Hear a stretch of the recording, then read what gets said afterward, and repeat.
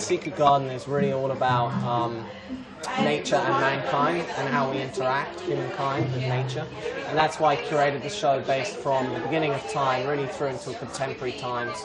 And that's how the Secret Garden came about. The pawn was chosen as a location because of its heritage value, and really in terms of curative ability it's very high.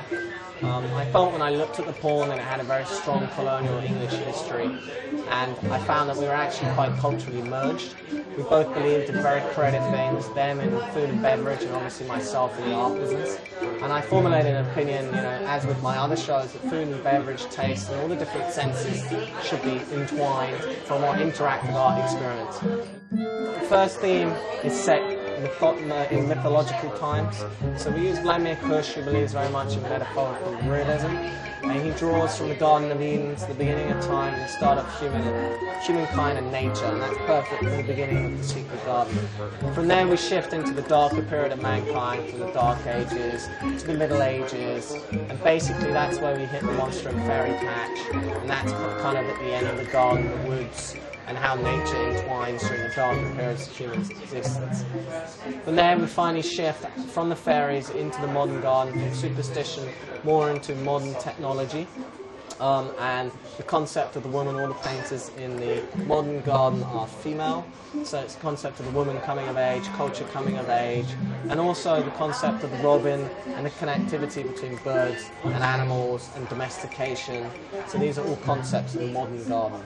Then from there the final garden is the contemporary, and the contemporary is very much about recreation and rebirth, and that's why we have the concept of honey and pollination, and that's the final theme which ends the circle. We go back to the beginning. I think there's been a great influx of galleries into Hong Kong in particular, but I think the gallery culture in Hong Kong is still very much formulated based on a kind of sterile environment, whitewashed wall, gallery space. Of course, we have some wonderful artists coming through, but I always feel that not just the artist and the visual element is important when people interact with art.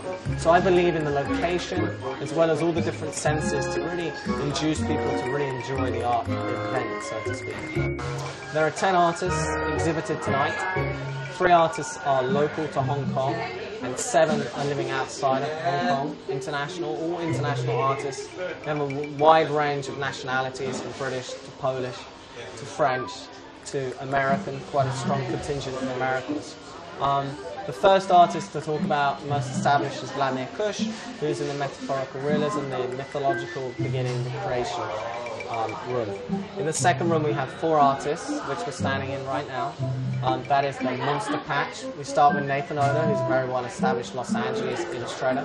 Then we move to Travis Louis, who lives in New York, very well-established in terms of his acrylic and pencil detail.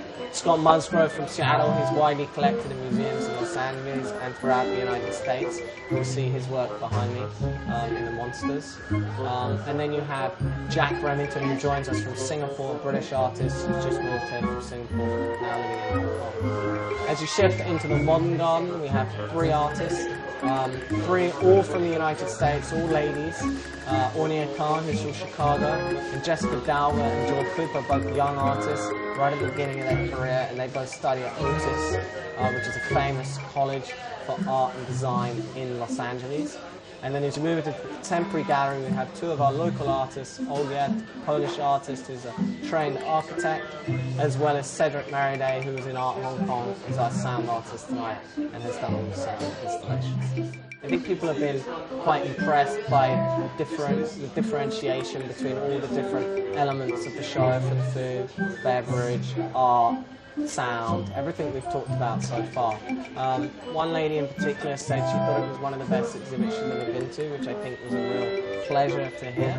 And I think it really is, getting some attention, and hopefully people will see that we're offering reasonable art, and we're offering very talented artists and something new and a totally different experience.